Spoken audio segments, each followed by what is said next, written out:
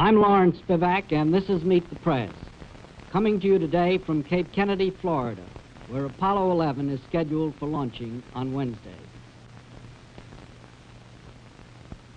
Meet the Press, now celebrating its 21st year on television, and winner of every major award in its field, is a public affairs presentation of NBC News. Meet the Press is brought to you by Allstate Insurance Companies, the good hands people who find new ways to bring you better insurance protection. You're in good hands with Allstate. You are paying more for auto insurance. Why? I'm Ed Reimers with the answer, and it's simple enough. The costs involved in settling auto accident claims have gone right up through the ceiling. New fenders and doors, bumpers, windshields, everything from headlamps to taillights costs more. In fact, the average property damage claim paid during the last 10 years has gone up nearly 50%. The average bodily injury claim jumped 32% during the same period. It's the business of auto insurance to pay these claims, yet the fact is, practically all these costs are beyond the control of insurance companies. The answer? Cut the runaway accident rate. You and I and the 100 million other drivers can help, simply by being better drivers.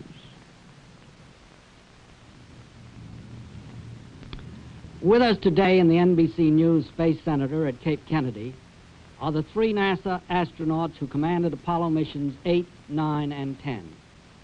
Frank Borman, James McDivitt, and Thomas Stafford. Their flights blaze the final trail for this week's historic Apollo 11 mission to land Americans on the moon. I'd like to start the questioning by asking Colonel Borman the first. Colonel, despite the extraordinary success of Apollo 8, 9, and 10, which prepared the way for moon landing, many Americans are deeply worried that Apollo 11 might fail. Why are you so sure that it won't? Well, everything that is humanly possible has been done for Apollo 11. The technicians, the engineers, the crew is at a razor-sharp edge. The important thing is, I think, that people should realize that the crew, all of us who fly these things, really believe that what we're doing is of value not only to the country but for all mankind. And as pioneers in the past, you're willing to accept a certain amount of risk. We firmly believe the risks are minimized, but there are some. Colonel McDivitt, Colonel Borman has said over and over again that all of you think it's worth the risk of going to the moon. Why do you think it's worth the risk?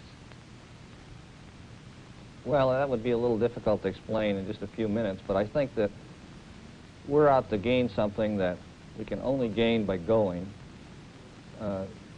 When you weigh the not going versus the going, I think that we know that it's worth it. And it's something that you feel down in your heart, and it's a little difficult to explain it in words, especially on a short TV program. Colonel Stafford, Apollo 10's lunar landing craft was 4 miles off course because of the pull of lunar gravity. Is there certainty now that Apollo 11 will be on course? That's correct. What we learned from Apollo 10 was the fact that the lunar gravity pulled us actually 5 miles south of the landing site. And so we're going to target Apollo 11 to a false landing site that will then put it right over the center of the program landing site. How serious would it be if they did go off course again? The main thing that we would have is off course is a terrain in this site that was south of the landing site, which is a lot rougher terrain than what you actually have in the center of the landing site. Thank you, gentlemen. We'll be back to introduce our panel and continue the questioning in just a minute. But first, this message. 55,000 killed in traffic crashes last year. What can we do about it? I'm Ed Reimers for Allstate. 55,000 is a terrible toll, but there is hope for the future. Now there's a plan which safety experts agree will cut the killing, the National Highway Safety Act.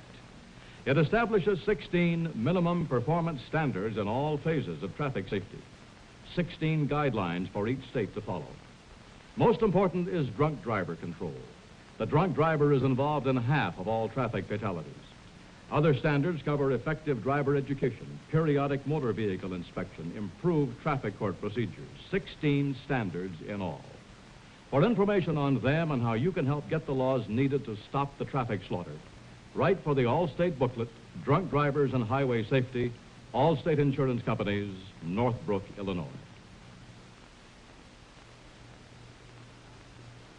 Now back to Meet the Press, an unrehearsed press conference. Here's our moderator, Lawrence Spivak.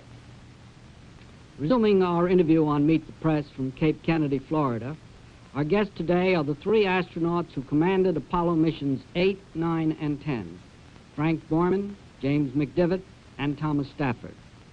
On our panel of reporters today are Peter Hackus of NBC News, Everett Clark of Newsweek, John Noble Wilford of the New York Times, and Rudy Abramson of the Los Angeles Times. We'll continue the questioning now with Mr. Hackus.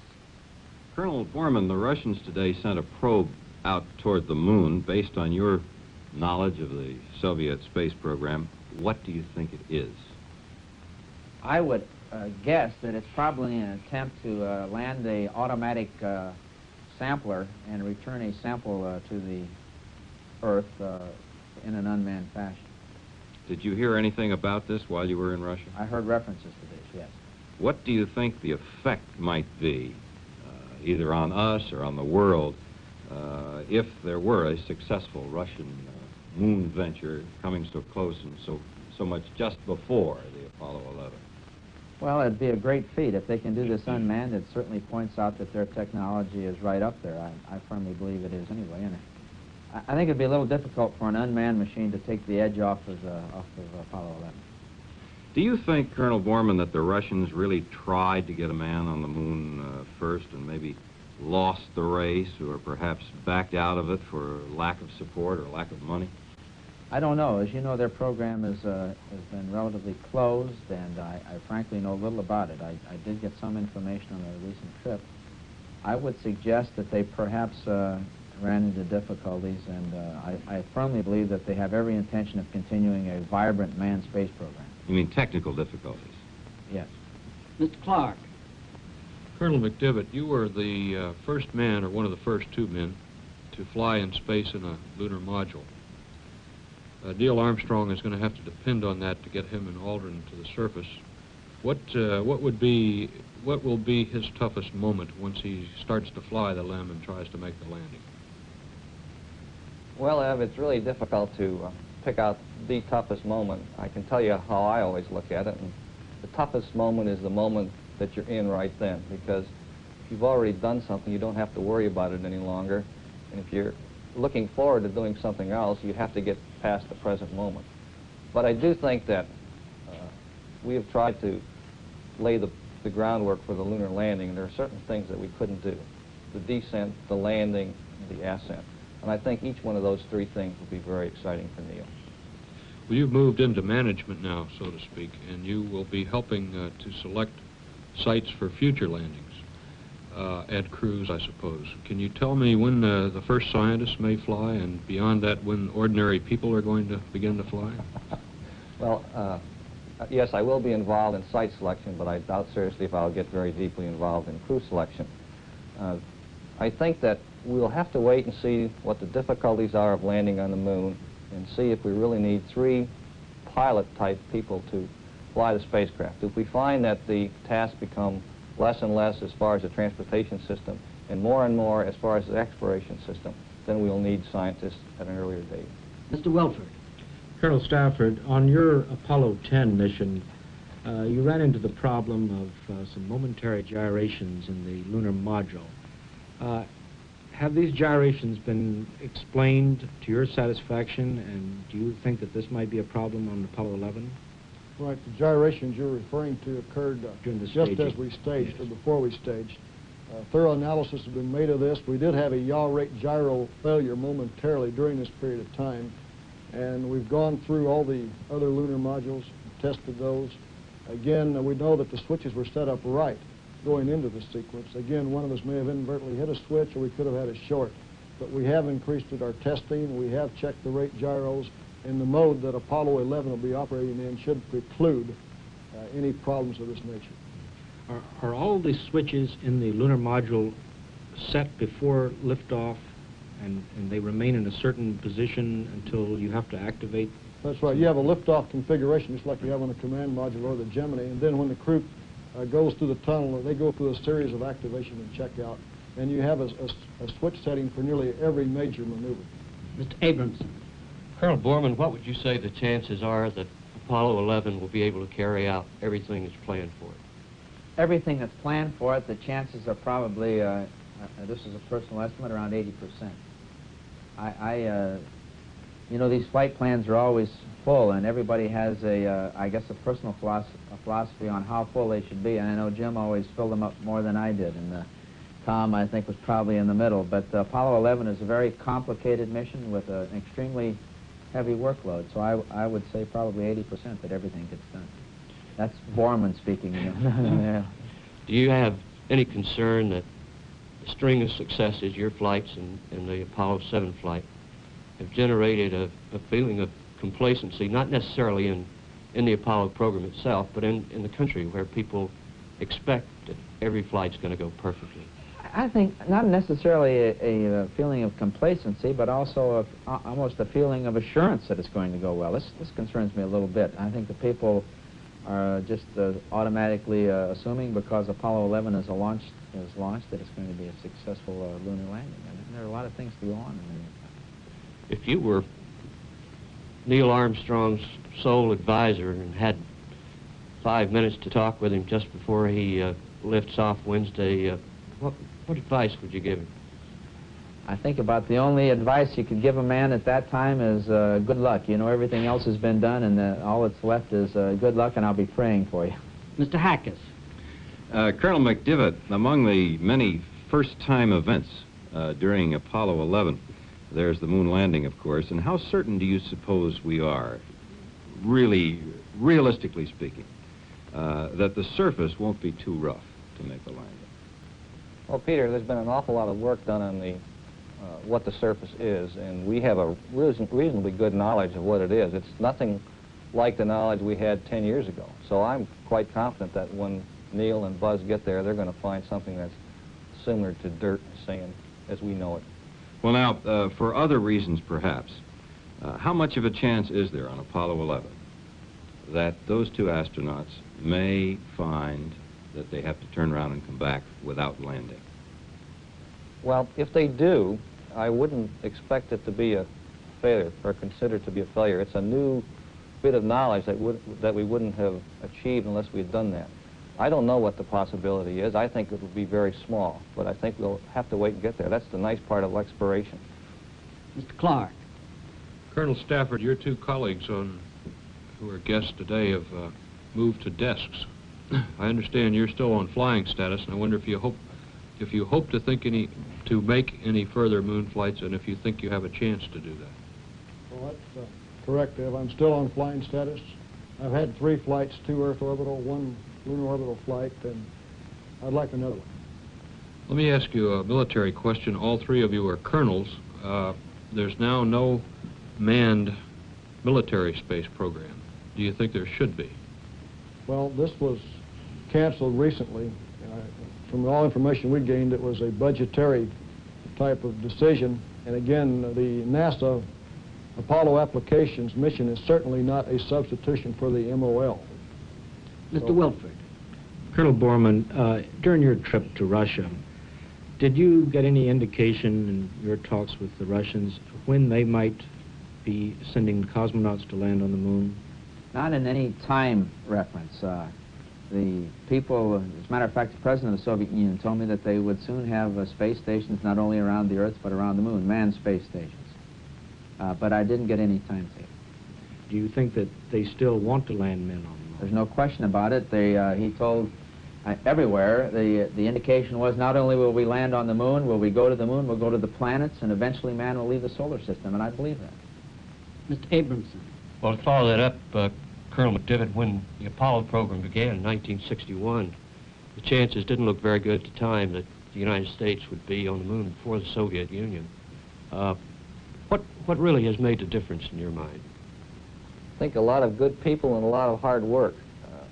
If you get down into the real guts of the space program, you find that it's not very glamorous, and there's a lot of hard work being done by just a tremendous number of people, and I think that's what's made the difference.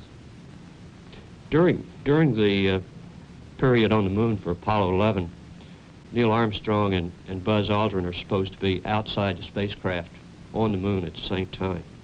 Do you think that's a prudent thing to do? Yes, I do. I think to gain the greatest knowledge in the safest way, the best way to do that is to send two people out together.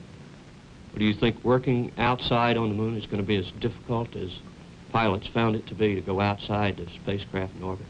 Well, it's going to be different, and I think that there are going to be some difficulties encountered. The pressure suit, the portable life support system, and the oxygen purge system are always compromises. We'd like to have them a lot more flexible and be able to do greater things with them, but we have a certain size and weight limitation. We have to live within that. Mr. Hackett. Colonel Stafford, is it possible, do you think, that NASA may have oversold us on the ease with which we're doing our ventures into space? You all made it look so easy, as a matter of fact. But I noticed just recently that Werner von Braun issued a word of caution, saying that things have gone so well the American people might not be able to cope too well with an Apollo tragedy. What's your feeling on this? No, sir. I think the American public has come to look at the NASA program as one of confidence and not one of saying complacency. Again, we have had a string of successes, and as pointed out, it's been a lot of hard work. Again, there's always the possibility of a failure, but I think the American public has matured enough so that they could accept a not complete success or a failure of this nature. And I think it's probably wise that he warns us. It's always a possibility, and we've known this all the way from our days in experimental flight test work. One of the difficult things of Apollo 11, of course, is going to be walking on the surface of the moon. Is it difficult for an astronaut wearing a pressurized spacesuit who falls over to get up again and regain his composure on the moon in that gravity? It's certainly difficult working in the pressure suit. We've made a lot of improvements in the pressure suit.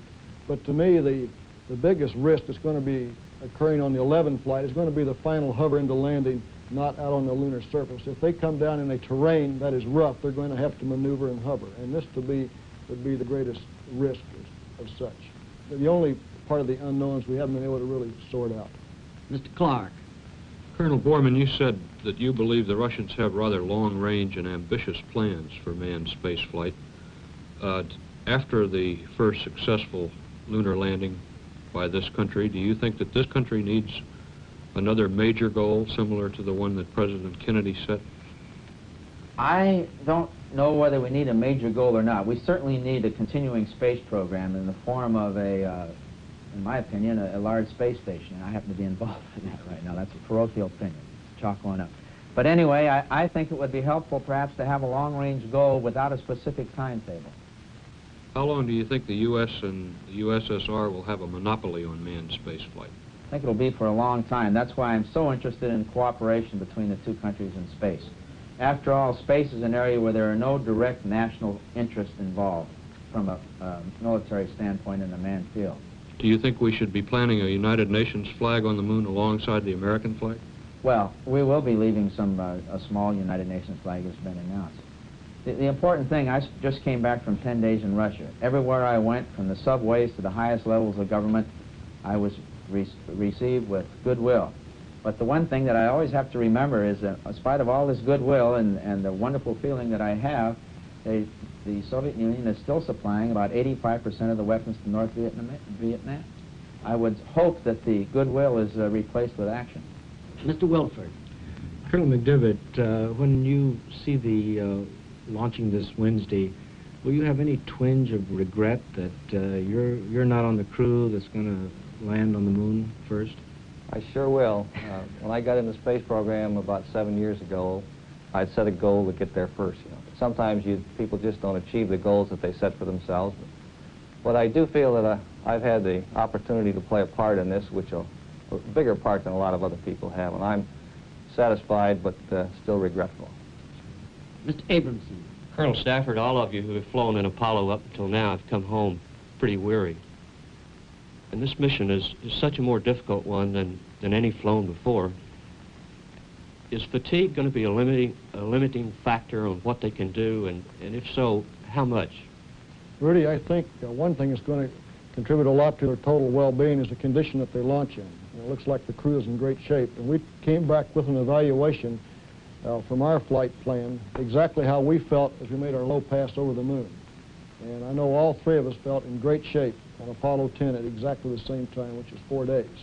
And actually we came back in 8 days and we were still in pretty good shape.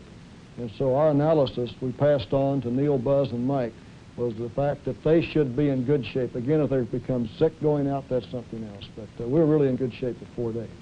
Well, do you now expect to see them exercise the option they have to spend an additional 12 hours around the moon before they start back? If everything is going fine and they've completed the basic transfer of the lunar materials back to the command module and everything's going good, they might as well go ahead and fire up and come home. Well, after your expedition down close to the surface on your flight, when you got back, did you really feel up to making the trans-Earth burn right at the time? Right. We went through a sequence in which we went to a specific attitude and targeting and jettisoned the ascent stage of the lunar module Snoopy and then fired it off around the sun. So the amount of work involved there was just about the same amount for a trans-Earth injection burn. So I see no problem at all. Mr. Hackers.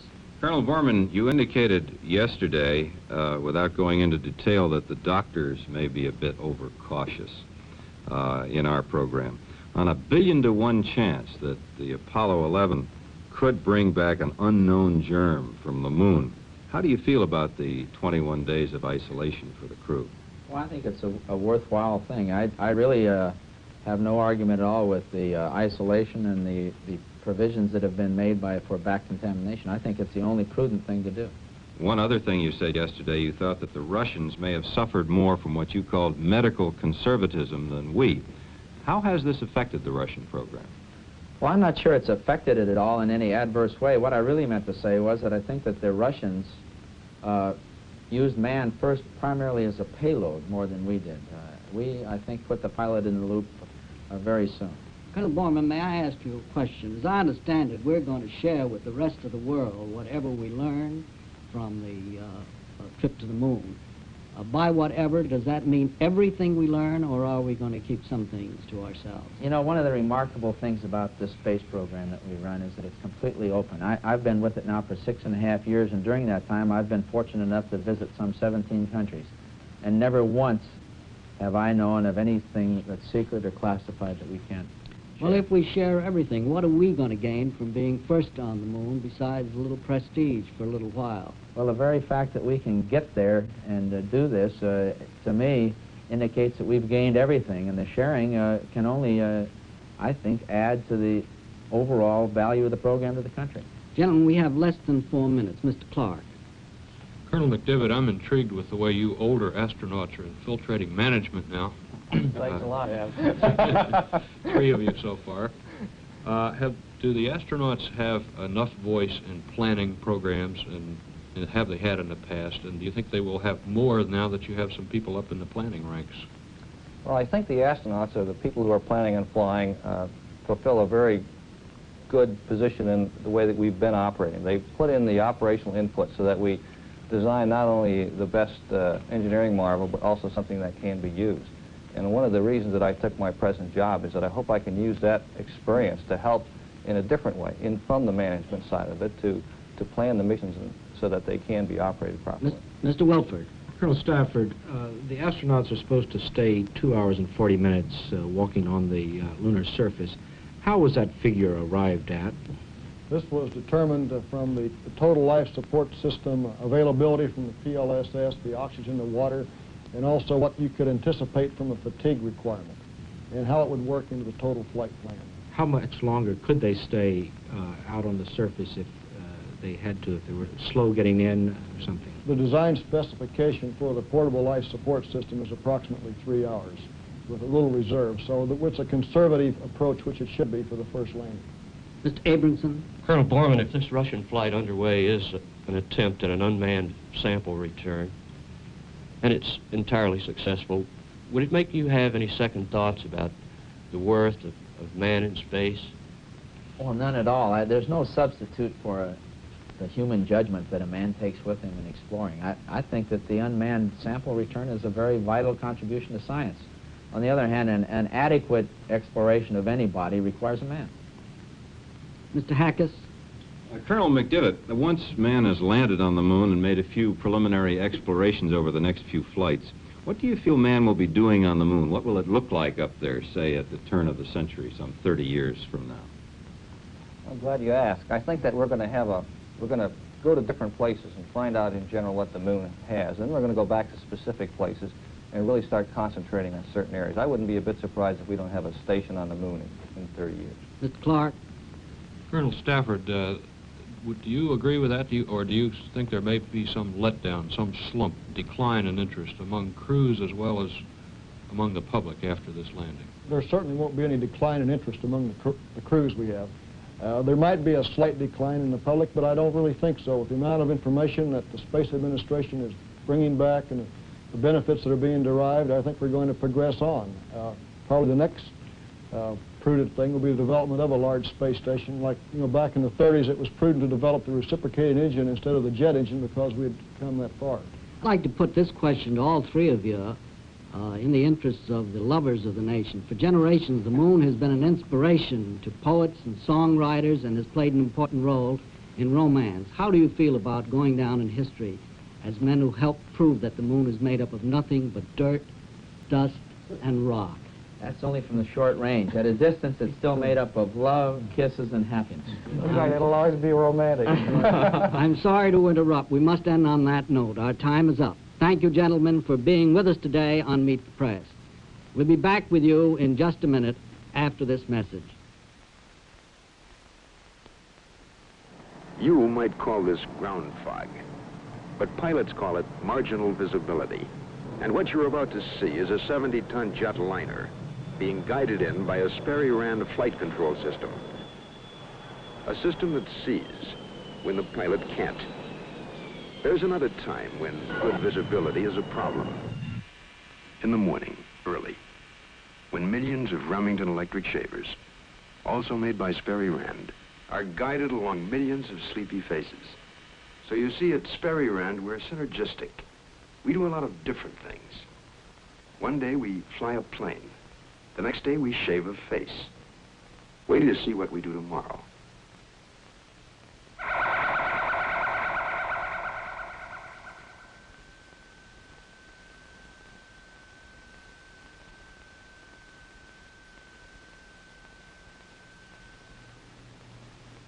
For a printed copy of today's interview, send 10 cents in coin and a stamped, self-addressed envelope to Merkel Press, Box 2111, Washington, D.C. 20013. Next Sunday, Meet the Press will not be presented because of the scheduled live coverage of the Apollo 11 mission. But we will return 2 weeks from today at our regular time with another headline figure in the news. Now this is Lawrence Spivak saying goodbye from Cape Kennedy for astronauts Borman, McDivitt, and Stafford, and Meet the Press. Today's edition of Meet the Press was brought to you by Allstate Insurance Companies, the good hands people who find new ways to bring you better insurance protection. You're in good hands with Allstate. The countdown continues toward Wednesday's launching of Apollo 11, a journey that marks the beginning of a new chapter in the history of mankind. See television's best coverage of the entire lunar mission here on NBC. Liftoff coverage begins Wednesday morning at 6 Eastern Time here on NBC. This is Lee Dayton speaking.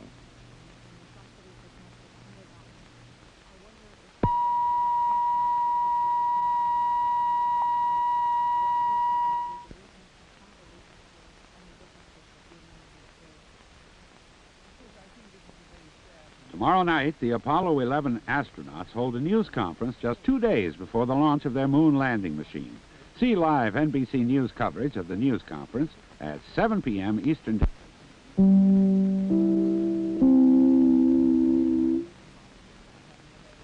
We thank you for watching, and remember, stay updated on breaking news and top stories on the NBC News app or watch live on our YouTube channel.